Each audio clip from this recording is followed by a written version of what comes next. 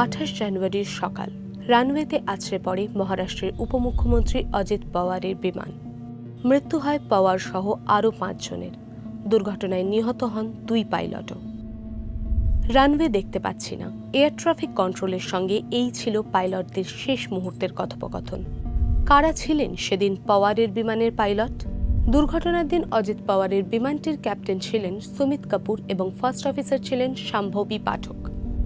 Air force বালভারতী school থেকে পড়াশোনা শাম্ভবীর। পরে মুম্বই বিশ্ববিদ্যালয় থেকে এরোনটিক্স, এভিয়েশন ও এরোস্পেস সায়েন্স অ্যান্ড টেকনোলজিতে স্নাতক ডিগ্রি অর্জন। পরবর্তীকালে New Zealand international commercial pilot academy থেকে প্রশিক্ষণ নেন শাম্ভবী। মহারাষ্ট্রের উপমুখ্যমন্ত্রী অজিত পাওয়ারের বিমানের পাইলট ইন কমান্ড ছিলেন সুমিত কাপুর। বিমানের সবচেয়ে অভিজ্ঞ কর্মী হিসেবে জরুরি প্রতিক্রিয়া, অবতরণের মতো গুরুত্বপূর্ণ সিদ্ধান্ত ছিল তাঁর হাতেই।